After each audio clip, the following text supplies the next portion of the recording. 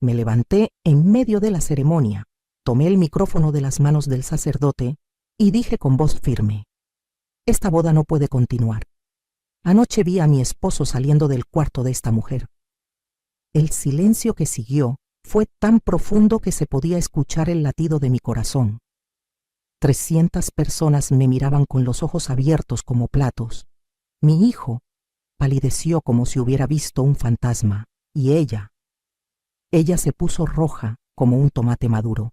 Lo que había descubierto la noche anterior cambió mi vida para siempre. Mi esposo de 42 años de matrimonio, el padre de mis hijos, el hombre al que le entregué mi juventud y mi confianza, había traicionado no solo nuestro matrimonio, sino también a nuestro propio hijo. Y esta mujer que yo había recibido en mi casa como una hija, que había ayudado a planear su boda durante meses, había destruido todo lo que amaba en una sola noche. Pero eso no fue lo peor. Lo peor fue darme cuenta de que si yo no actuaba en ese momento, mi hijo se casaría con una víbora que ya había demostrado de qué era capaz. No iba a permitir que arruinara la vida de mi niño, no mientras yo tuviera aire en los pulmones. La venganza que había planeado durante toda la madrugada fue más dulce de lo que había imaginado.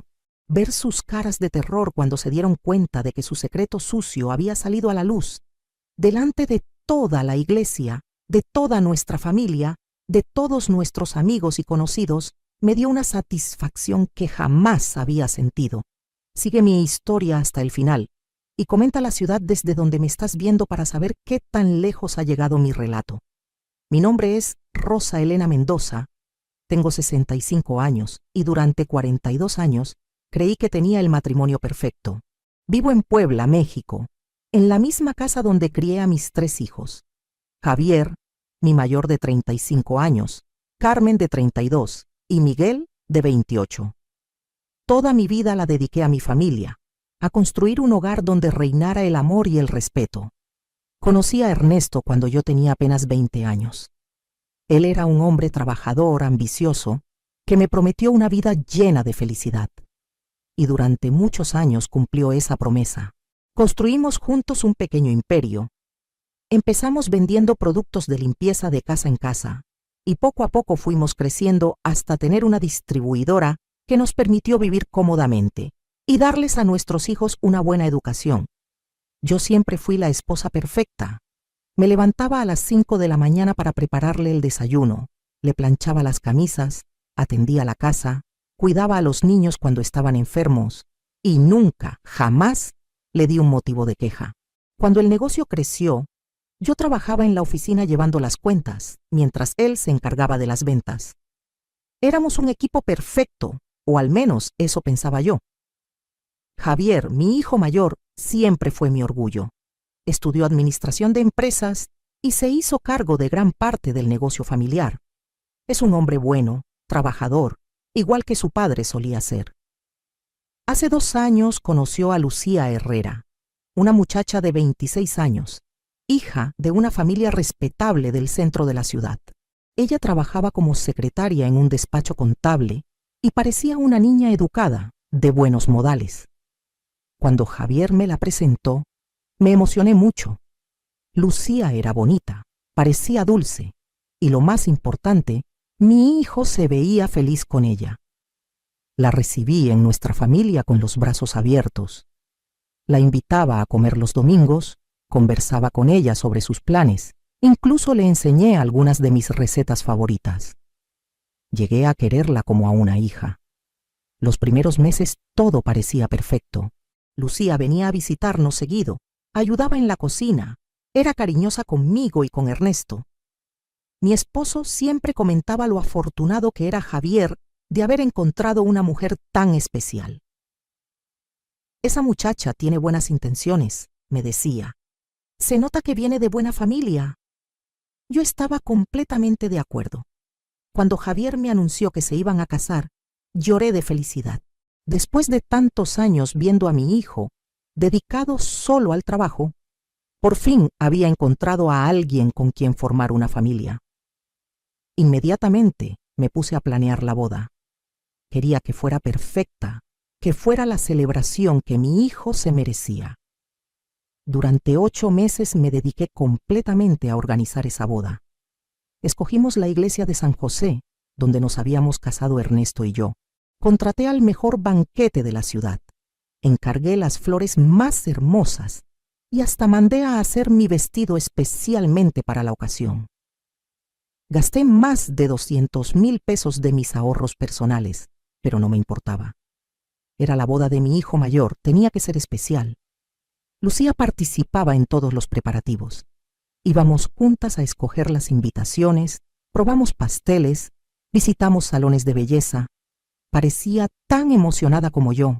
Me decía que siempre había soñado con tener una suegra como yo, que se sentía afortunada de formar parte de nuestra familia. Sus palabras me llenaban el corazón de alegría. Pero ahora, recordando esos momentos, me doy cuenta de que había señales que yo preferí ignorar. Pequeñas cosas que no le di importancia en su momento, pero que ahora cobraban sentido, como las veces que llegaba a casa y encontraba a Lucía conversando muy animadamente con Ernesto en el jardín, y cuando yo aparecía, se callaban de golpe. O cuando ella preguntaba mucho sobre los horarios de Ernesto, sobre cuándo llegaba del trabajo, sobre sus rutinas. También estaban esas ocasiones en que Ernesto llegaba tarde a cenar y olía diferente. No era perfume de otra mujer, era algo más sutil, como si hubiera estado en un lugar distinto al que me había dicho. Cuando le preguntaba, siempre tenía una explicación lógica. Una reunión que se alargó, un cliente que lo invitó a tomar un café, problemas en la oficina que requirieron tiempo extra. Yo confiaba en él ciegamente. Después de 42 años de matrimonio, después de construir juntos una vida, una familia, un negocio, jamás se me ocurrió dudar de su fidelidad. Ernesto siempre había sido un hombre de casa, dedicado a la familia. No era de los que salían con amigos o que llegaban borrachos. Era responsable, serio, un buen padre y lo que yo creía que era un buen esposo. La semana antes de la boda fue cuando todo empezó a cambiar. Lucía venía todos los días a casa para ultimar los detalles de la ceremonia. Decía que quería asegurarse de que todo saliera perfecto, que era muy importante para ella que nuestra familia quedara contenta con la celebración. Yo me sentía tan orgullosa de tener una nuera tan dedicada, pero empecé a notar cosas extrañas. Lucía siempre preguntaba a qué hora iba a llegar Ernesto del trabajo. ¿Don Ernesto ya viene en camino? Es que quiero preguntarle sobre los arreglos del salón, me decía. O, ¿a qué hora sale de la oficina? Es que necesito que me explique cómo llegar al lugar donde van a tocar los mariachis. Siempre tenía una excusa perfecta. El lunes de esa semana, llegué de hacer unas compras y los encontré en el jardín, sentados muy cerca el uno del otro. Estaban viendo unas fotografías en el teléfono de ella y riendo como si fueran grandes amigos. Cuando me vieron llegar, Ernesto se puso de pie inmediatamente y Lucía guardó rápidamente el teléfono. Estábamos viendo las fotos del lugar donde vamos a tomar las fotografías después de la ceremonia. Me explicó Lucía con una sonrisa que ahora me parece falsa. Don Ernesto me estaba dando muy buenos consejos. Yo no le di importancia. Pensé que era bonito que mi esposo se llevara tan bien con la futura esposa de nuestro hijo. Era una señal de que Lucía realmente iba a ser parte de nuestra familia. El martes las cosas se pusieron más extrañas. Yo había salido a recoger mi vestido de la costurera y cuando regresé, la casa estaba muy silenciosa. Llamé a Ernesto, pero no me respondió. Busqué en la sala, en su estudio, y finalmente lo encontré en la cocina con Lucía. Estaban parados muy cerca. Ella tenía la mano en el brazo de él, y cuando me vieron, se separaron como si les hubiera dado la luz. Le estaba enseñando a Lucía cómo funciona la cafetera nueva, me dijo Ernesto, y se fue inmediatamente a su estudio. Lucía se quedó conmigo en la cocina, pero se veía nerviosa. Su esposo es muy amable, señora Rosa, me dijo. Me estaba contando historias de cuando Javier era pequeño. Es obvio que es un papá muy amoroso. Esa noche, cuando Ernesto y yo estábamos acostados, le comenté lo que había notado. Me da la impresión de que Lucía busca mucho tu atención. Siempre está preguntando por ti, siempre quiere hablar contigo.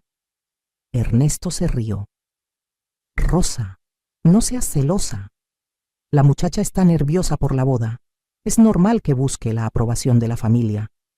Además, prefiero que sea así a que sea una de esas nueras que no quieren saber nada con los suegros. Tenía razón, pensé. Era mejor así. El miércoles fue cuando mi instinto empezó a gritarme que algo no estaba bien.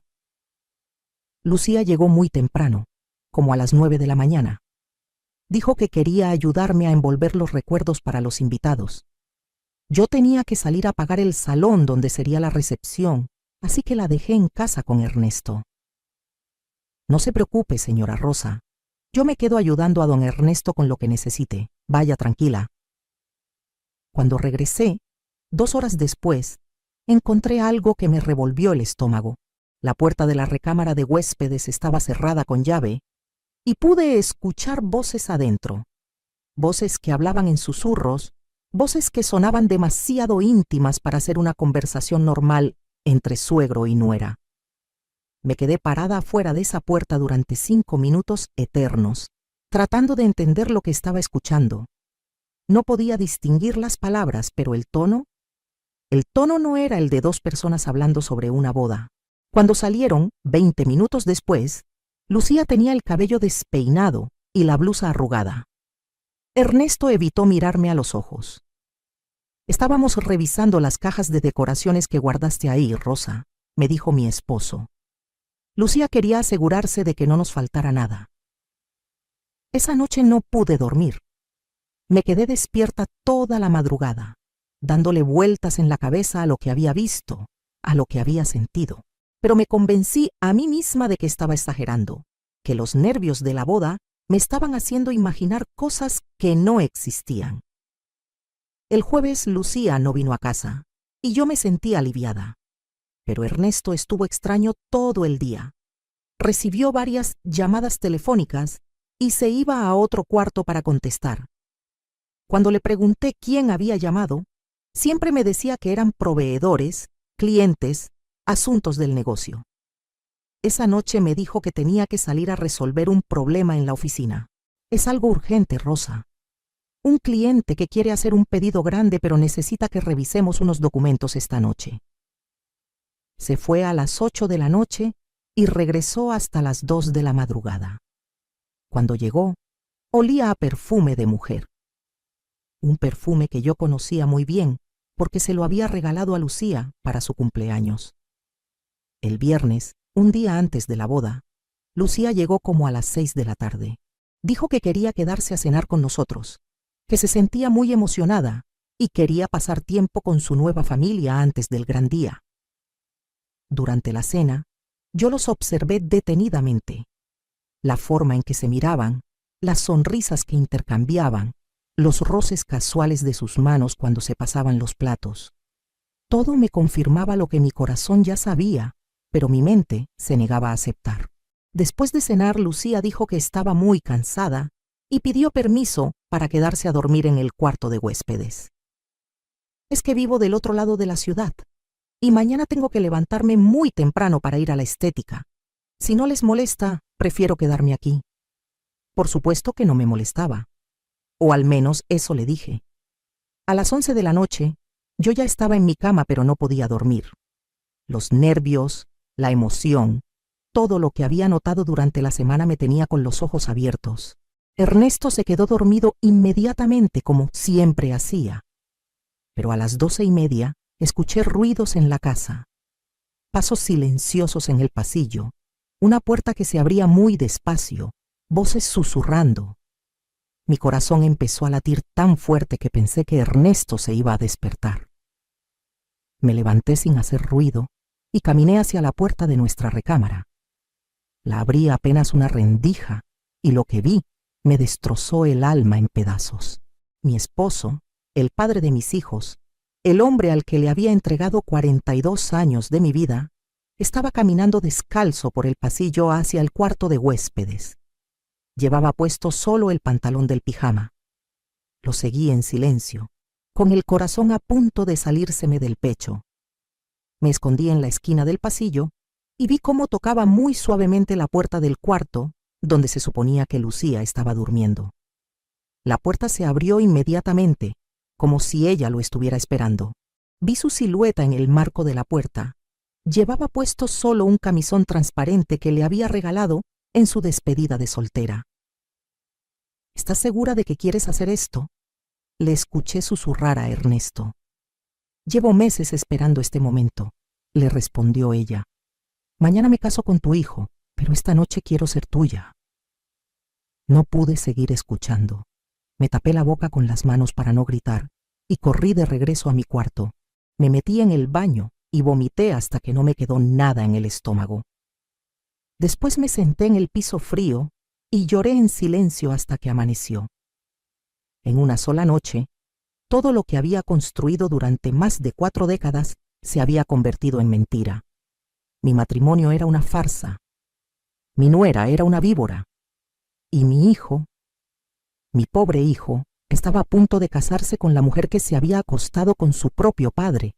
Me quedé sentada en el piso del baño hasta que escuché que Ernesto regresaba a nuestra cama. Eran las 4:30 de la madrugada. Lo escuché meterse entre las sábanas como si nada hubiera pasado, como si no acabara de destruir 42 años de matrimonio y de traicionar a su propio hijo de la manera más vil que existe. Cuando por fin salí del baño, él fingía estar dormido, pero yo sabía que estaba despierto. Podía sentir la tensión en su cuerpo, la forma forzada en que respiraba. Probablemente estaba esperando a ver si yo había descubierto algo.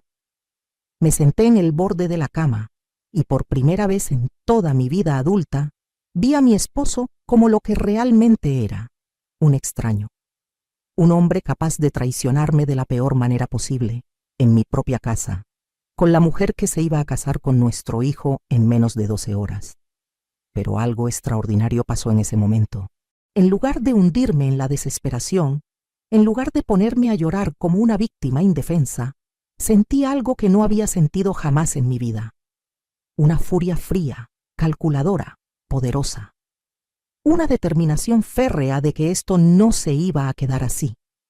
Porque resulta que mi querido Ernesto no sabía algo muy importante sobre su esposa, que Rosa Elena Mendoza no era la mujer sumisa e ingenua que él creía conocer. Durante todos estos años, mientras él se dedicaba a las ventas y a hacer crecer el negocio, yo me había encargado de los aspectos legales y financieros de nuestra empresa. Pero lo que él nunca supo es que hace 15 años, cuando mi madre murió, yo heredé una cantidad de dinero considerable que jamás puse a nombre de los dos. Mi madre había sido muy sabia. Antes de morir me dijo: Rosa, nunca sabes lo que puede pasar en la vida. Siempre ten algo guardado que sea solo tuyo. Así que cuando recibí la herencia de $200,000, abrí una cuenta de banco únicamente a mi nombre y nunca le dije a Ernesto cuánto había heredado realmente. Pero eso no era todo. Durante estos 15 años, yo había ido invirtiendo ese dinero muy cuidadosamente. Compré 2 propiedades pequeñas que rentaba, y el dinero de las rentas lo reinvertía cada mes. Para cuando llegó esa madrugada terrible, yo tenía más de $500,000 en activos que Ernesto ni siquiera sabía que existían. También tenía algo más que él desconocía por completo: contactos. Durante todos los años que trabajé en la oficina del negocio, había conocido a muchas personas: abogados, contadores, empresarios, gente influyente de Puebla. Había mantenido buenas relaciones con todos ellos, no por interés, sino porque siempre me había parecido importante cultivar amistades sinceras. Mientras estaba ahí sentada, viendo a mi marido fingir que dormía después de haber traicionado a toda su familia, empecé a formar un plan que no solo iba a evitar que mi hijo cometiera el error más grande de su vida, sino que también iba a asegurarme de que tanto Ernesto como Lucía recibieran exactamente lo que se merecían. A las 5 de la mañana me levanté silenciosamente y me fui a la cocina. Prendí mi computadora portátil y empecé a hacer llamadas telefónicas. La primera fue a Patricio Herrera, un investigador privado que había conocido años atrás, cuando tuvimos problemas con un empleado que nos estaba robando. Patricio, soy Rosa Mendoza. Sé que es muy temprano, pero necesito tu ayuda urgentemente. Necesito que vengas a mi casa ahora mismo y trae tu equipo de grabación. Patricio llegó a las 6:30 de la mañana. Le expliqué la situación y él inmediatamente entendió lo que necesitaba hacer. Rosa, esto es muy delicado. Si queremos que esto sirva para proteger a tu hijo, tenemos que hacerlo bien. Instalamos cámaras microscópicas en el cuarto de huéspedes y en la sala. También me puso un micrófono muy pequeño que no se notaba. Si logras que confiesen lo que han estado haciendo, grabado y con testigos presentes, tu hijo va a estar protegido legalmente y tú vas a tener todas las pruebas que necesitas. Mi segunda llamada fue a Carmen Rodríguez, mi mejor amiga desde la infancia, quien trabajaba como coordinadora de eventos sociales en los hoteles más importantes de Puebla. Carmen, necesito que hagas algo por mí. Sé que suena loco, pero necesito que hoy, durante la boda de Javier, tengas listos a algunos periodistas discretos. Algo muy grave va a pasar y quiero que quede documentado. Carmen conocía mi carácter. Sabía que yo no le pediría algo así, a menos que fuera absolutamente necesario. Rosa, cuenta conmigo. Tengo contactos en 3 periódicos locales y en 2 estaciones de radio. Estarán ahí, pero sin que nadie se dé cuenta. Mi tercera llamada fue la más importante. Llamé a Roberto Sánchez, un abogado matrimonialista muy respetado en Puebla, que había manejado algunos asuntos legales de nuestro negocio. Roberto, necesito verte urgentemente, hoy mismo, antes de las 10 de la mañana. Nos encontramos en su oficina a las 8 de la mañana. Le conté todo lo que había descubierto y le mostré la documentación de mis bienes personales. Rosa, lo que me estás contando es muy grave, pero si tenemos las pruebas correctas, podemos hacer que tu esposo pierda cualquier derecho sobre los bienes matrimoniales. Y si logramos demostrar que esta mujer tuvo relaciones con el padre de su prometido, podemos iniciar acciones legales contra ella también. Roberto preparó todos los documentos necesarios: demandas de divorcio, órdenes de separación de bienes y hasta una denuncia por daño moral. Todo está listo, Rosa. Solo necesitas decir cuándo quieres que proceda. Cuando salí de la oficina del abogado, eran las 9:30 de la mañana. La boda era a las 5 de la tarde. Tenía menos de 8 horas para completar mi plan. Regresé a casa y me encontré con la escena más repugnante de mi vida. Ernesto y Lucía estaban desayunando juntos en mi cocina, sentados uno al lado del otro, compartiendo el periódico como si fueran una pareja feliz. Cuando me vieron llegar, se separaron inmediatamente. «Buenos días, señora Rosa», me dijo Lucía con una sonrisa que ahora me daba náuseas. «Don Ernesto me estaba contando que usted ya se había levantado muy temprano. Dice que siempre es muy madrugadora». «Sí», le respondí con una sonrisa que esperaba pareciera natural. Tenía algunas cosas pendientes que resolver antes de la boda. Ernesto me miró con curiosidad. «¿Qué cosas, Rosa? Pensé que ya teníamos todo listo». «Oh, nada importante. Solo algunos detalles de última hora. Lo que ellos no sabían es que esos detalles de última hora iban a cambiar sus vidas para siempre». Durante las siguientes horas, los observé actuar como si fueran las personas más inocentes del mundo. Lucía se fue a arreglarse con sus damas de honor, no sin antes darle a Ernesto un beso en la mejilla que duró demasiado tiempo para ser apropiado entre suegra y nuera. Ernesto se quedó en casa ayudándome con los últimos preparativos, hablándome con el mismo cariño de siempre, preguntándome si estaba nerviosa, diciéndome lo hermosa que se veía la iglesia con todas las decoraciones. Cada palabra suya me daba ganas de vomitar, pero yo mantuve la compostura. Sonreí, conversé, actué como la esposa amorosa y la suegra orgullosa que había sido durante tantos años, porque sabía que en unas pocas horas toda esa farsa iba a terminar para siempre. A las 2 de la tarde, mientras Ernesto se bañaba para alistarse para la ceremonia, Yo recibí la llamada que estaba esperando. Era Patricio, el investigador. Rosa, tengo noticias. Revisé las grabaciones de esta mañana y conseguí algo muy valioso. Cuando tú saliste de la casa, ellos tuvieron una conversación muy comprometedora en la cocina. Tengo todo grabado en alta definición, con audio perfectamente claro. Mi corazón empezó a latir más rápido. ¿Qué dijeron exactamente? Lucía le dijo a tu esposo que anoche había sido la noche más increíble de su vida y que no podía esperar a que terminara la boda para poder estar con él otra vez. Ernesto le respondió que después de la ceremonia, cuando todos se fueran, él iba a inventar una excusa para quedarse solo con ella en casa. Sentí como si me hubieran dado un puñetazo en el estómago, pero al mismo tiempo una satisfacción extraña. Las pruebas que necesitaba estaban cayendo del cielo. Pero eso no es todo, Rosa. También hablaron sobre Javier. Lucía dijo que se sentía mal por engañar a ese pobre idiota, pero que lo iba a compensar siendo una buena esposa. Ernesto se rió y le dijo que Javier jamás se iba a enterar de nada, que era demasiado confiado para sospechar. En ese momento supe que mi decisión había sido correcta. No solo habían traicionado a nuestra familia, sino que estaban planeando seguir engañando a mi hijo durante toda su vida matrimonial. Patricio, necesito que tengas esas grabaciones listas para esta tarde. Y quiero copias para el abogado, para la prensa y para mi propio archivo personal. Ya está todo preparado, Rosa. También instalé el equipo adicional que me pediste en la iglesia. Mi asistente llegó temprano y puso cámaras discretas en varios puntos. Todo lo que pase durante la ceremonia va a quedar grabado desde diferentes ángulos. Después de colgar, llamé a Carmen para confirmar que todo estuviera listo de su lado. Rosa, los periodistas ya están en posición. Contraté a fotógrafos de bodas adicionales, así que nadie va a sospechar que están ahí por otros motivos.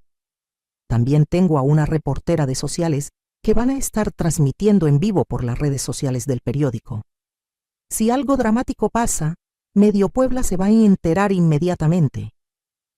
Mi plan estaba funcionando a la perfección, pero había una pieza más que necesitaba poner en su lugar. Mi hijo, a las 3 de la tarde, cuando Ernesto salió a recoger las boutonnieres que habíamos olvidado, llamé a Javier a su celular.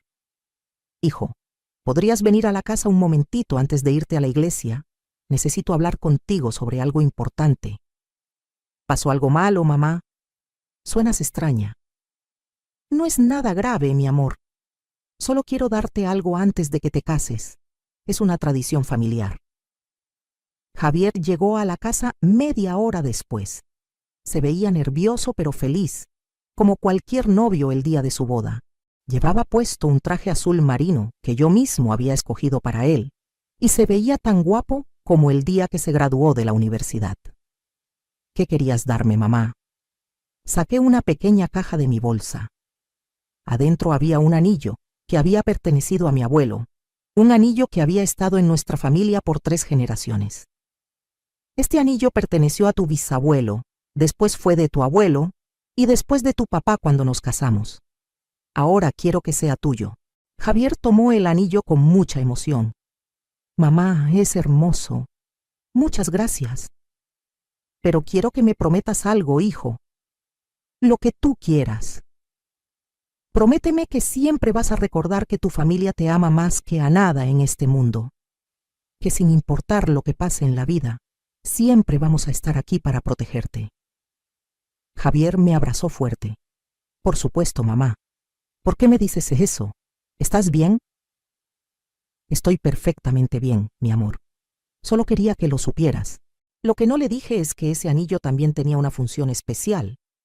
Roberto, mi abogado, me había sugerido que le diera a Javier algo valioso ese mismo día, porque si las cosas salían como esperábamos, él iba a necesitar pruebas de que sus padres lo apoyaban incondicionalmente. Después de que Javier se fue, me senté en mi recámara y por primera vez en todo el día me permití sentir el dolor completo de lo que estaba viviendo. Mi matrimonio se había terminado.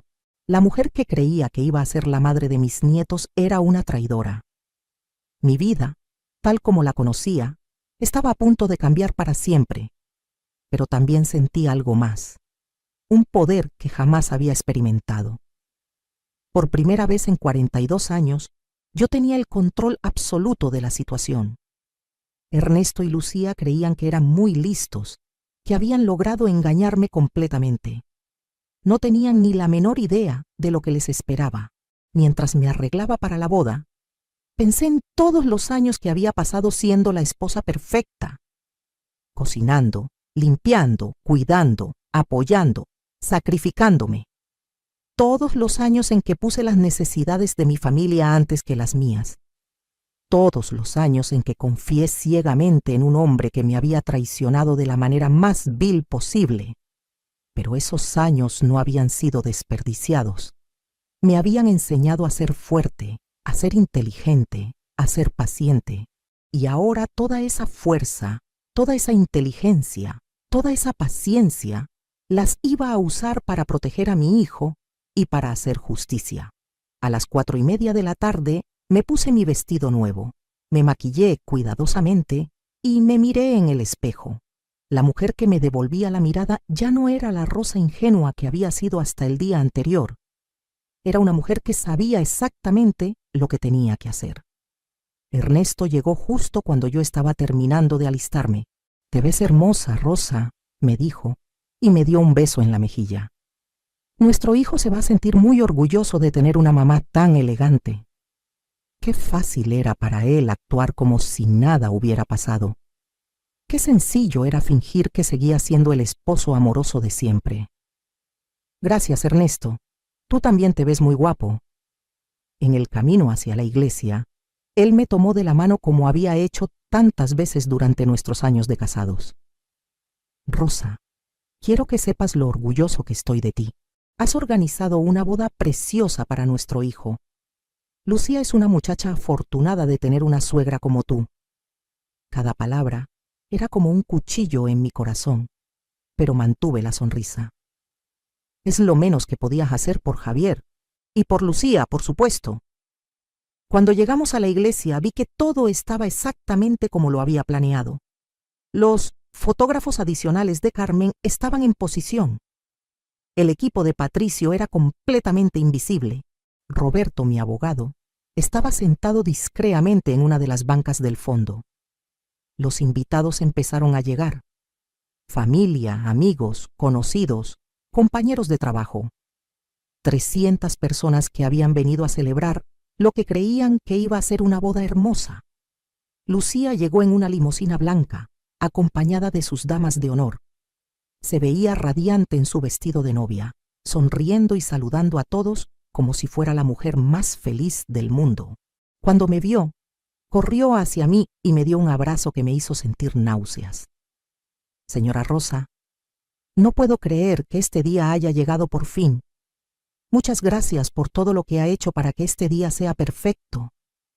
«De nada, mi niña. Solo quiero que seas muy feliz». Si ella supiera lo feliz que iba a hacer que fuera muy pronto. Javier estaba esperando en el altar, nervioso pero sonriente. Mi hijo, mi niño hermoso, completamente ajeno a lo que había descubierto sobre su prometida y su propio padre. El sacerdote se acercó para hacer las últimas verificaciones antes de comenzar la ceremonia. ¿Están todos listos? ¿Hay algo de último momento que necesitemos revisar? «Todo está perfecto, padre», le dije. «Puede comenzar cuando guste». En unos minutos más, toda esta farsa iba a terminar para siempre. La ceremonia comenzó exactamente a las 5 de la tarde. La iglesia de San José jamás se había visto tan hermosa.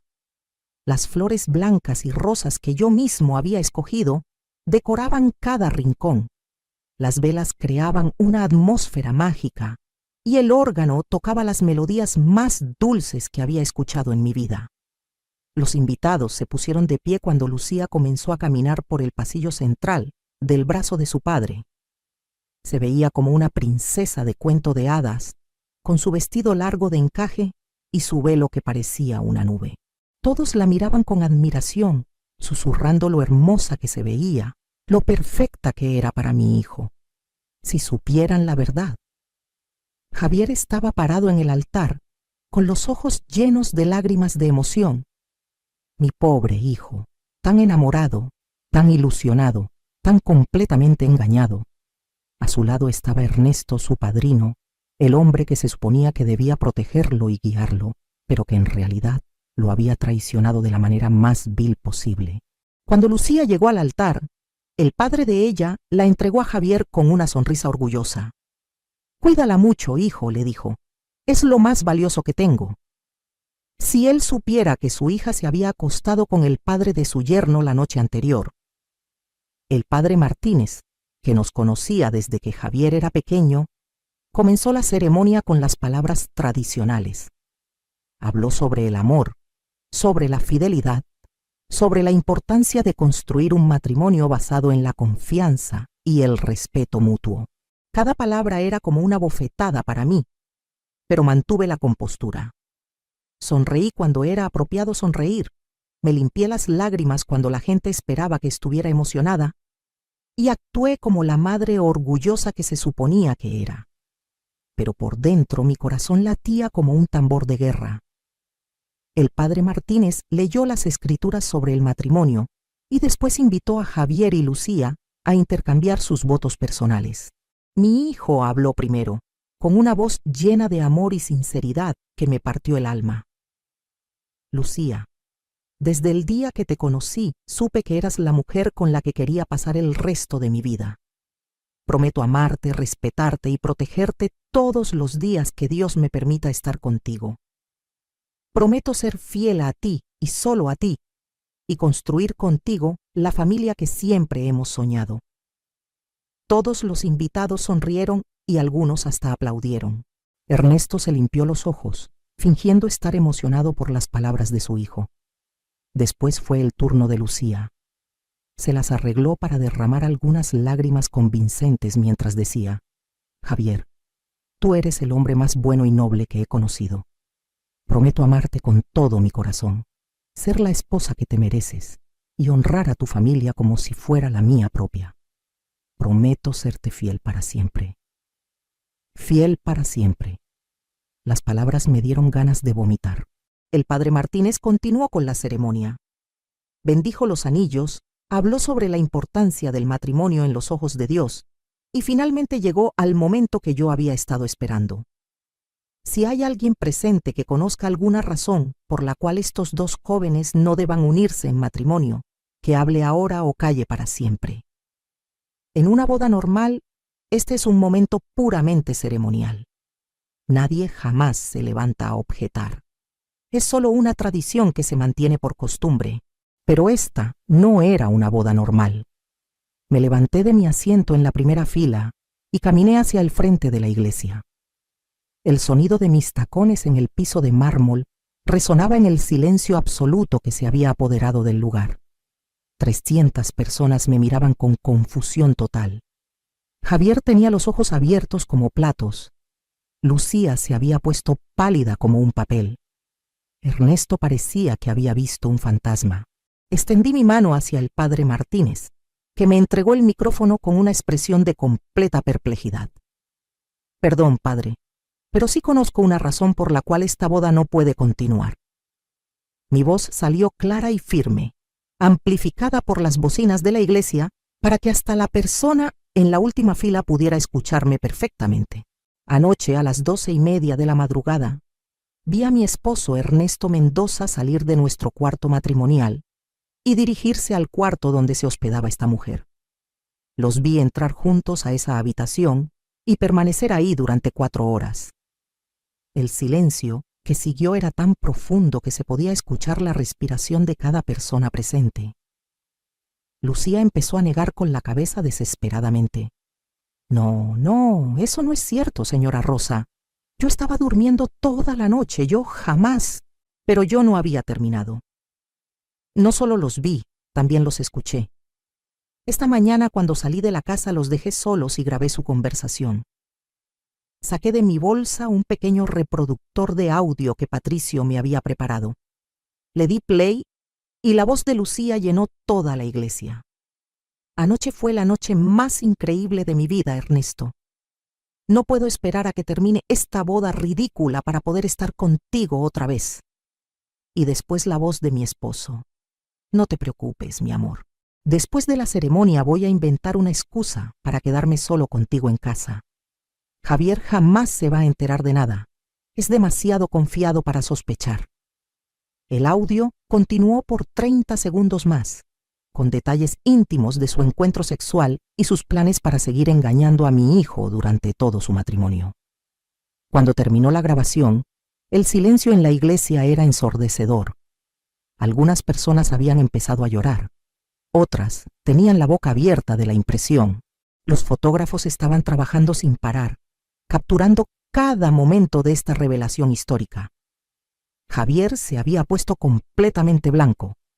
Miró a Lucía, después a su padre, después a mí. ¿Es cierto?, preguntó con una voz que apenas se podía escuchar. Lucía intentó acercarse a él.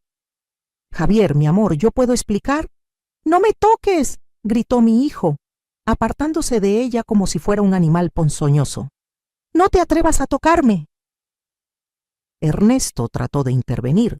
«Hijo, esto es un malentendido. Tu mamá está...» «¿Un malentendido?», lo interrumpí. «¿Acostarte con la novia de tu hijo es un malentendido?». Me dirigí de nuevo a los invitados, que seguían en shock absoluto. Pero eso no es todo lo que tienen derecho a saber. Durante 42 años, este hombre me hizo creer que éramos un equipo, que construimos juntos todo lo que teníamos. Pero resulta que Ernesto Mendoza no sabe algo muy importante sobre su esposa. Saqué de mi bolsa otro sobre, con documentos legales. Hace 15 años, cuando mi madre murió, heredé una suma considerable de dinero que jamás puse a nombre de los dos.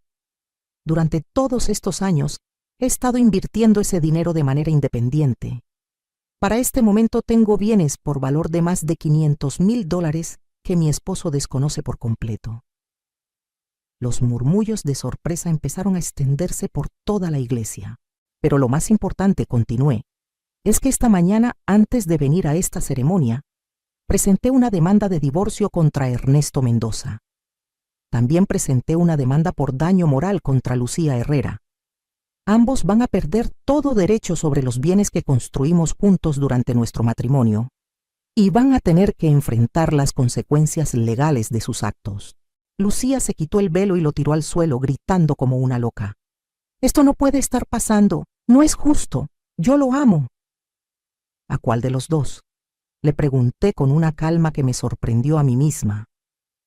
Ernesto trató de acercarse a mí. «Rosa, por favor, podemos hablar esto en privado. No tenía que llegar a esto». 42 años, Ernesto.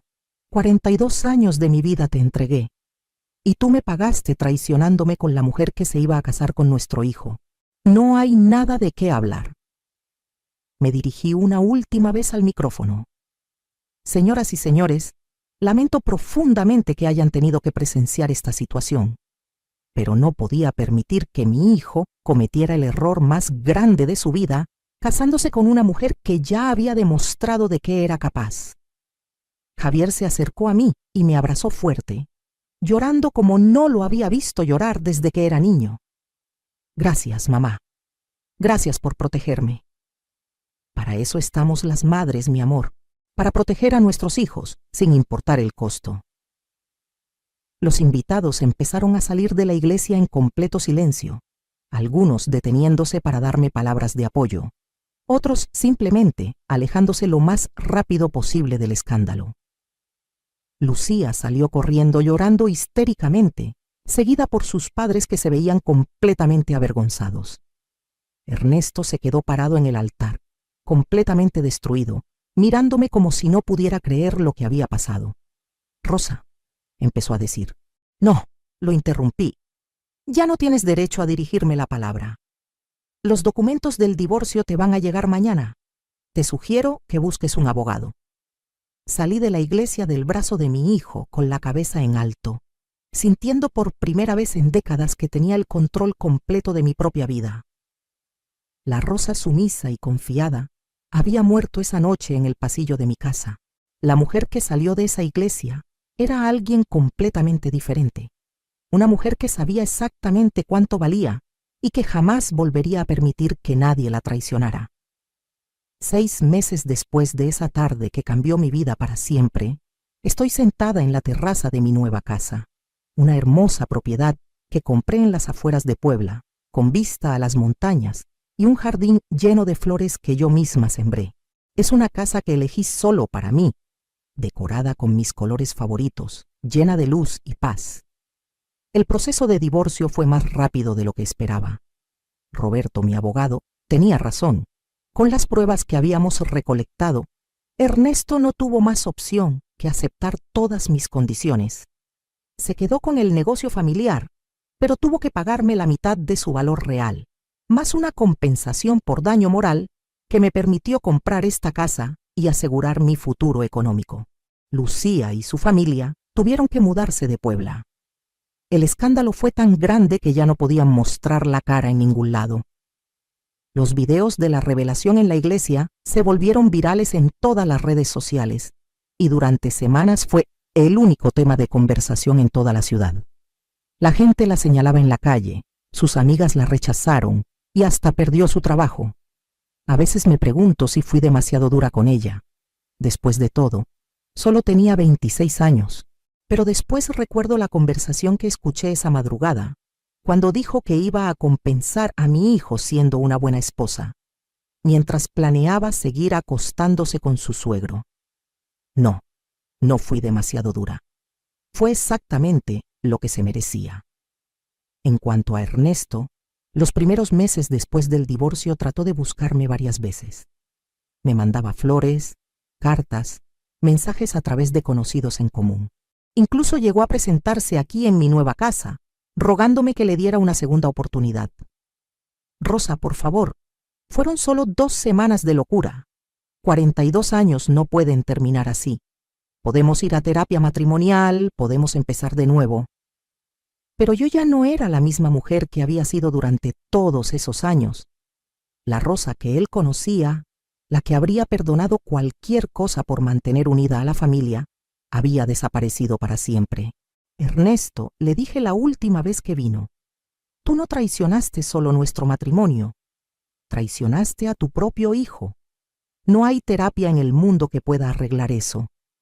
Hace 3 meses escuché por Carmen que Ernesto había empezado a tomar mucho, que el negocio estaba pasando por problemas porque ya no podía concentrarse, que se había vuelto un hombre amargado que hablaba todo el tiempo de lo que había perdido. No voy a mentir, una parte de mí sintió satisfacción al escuchar eso. Después de todo lo que me hizo pasar, se merecía sufrir un poco, pero solo un poco. Ya no le dedico energía a odiarlo. Prefiero usar toda mi energía en construir mi nueva vida, porque resulta que la vida después de los 65 puede ser absolutamente maravillosa cuando estás viviendo en tus propios términos. He descubierto pasiones que había olvidado durante décadas de dedicarme solo a mi familia. Volví a pintar, algo que me encantaba cuando era joven, pero que abandoné cuando me casé. Ahora tengo un pequeño estudio en mi casa, donde paso horas creando cuadros que reflejan mi nueva libertad. También me inscribí en clases de baile. Siempre había querido aprender salsa, pero Ernesto decía que éramos muy grandes para esas cosas. Ahora bailo 3 veces por semana con un grupo de mujeres maravillosas que, como yo, descubrieron que la vida puede empezar de nuevo a cualquier edad. Pero lo más importante es la relación que he construido con mis hijos. Javier tardó algunas semanas en procesar completamente lo que había pasado. Al principio estaba enojado conmigo por haber destruido su boda de manera tan pública. Mamá, entiendo que querías protegerme, pero ¿no podías habérmelo dicho en privado? Hijo, le expliqué, si te lo hubiera dicho en privado, probablemente no me habrías creído. Habrías pensado que estaba celosa de Lucía o que me estaba volviendo loca. La única manera de que entendieras la verdad era mostrártela con pruebas que no se pudieran negar. Con el tiempo, Javier entendió que había hecho lo correcto. Ahora viene a visitarme todas las semanas y nuestra relación es más fuerte que nunca. Ya no soy solo su madre. Ahora también soy su amiga, su confidente, la persona a la que viene cuando necesita consejos sobre la vida. Mamá, admiro mucho tu valor, me dijo hace poco. No sé si yo habría tenido la fuerza de hacer lo que tú hiciste. Carmen y Miguel, mis otros 2 hijos, al principio estaban divididos sobre mi decisión. Carmen pensaba que había sido demasiado dramática y Miguel estaba molesto porque el escándalo había afectado la reputación familiar. Pero cuando les expliqué todos los detalles de la traición, cuando entendieron completamente lo que Ernesto había hecho, me apoyaron totalmente.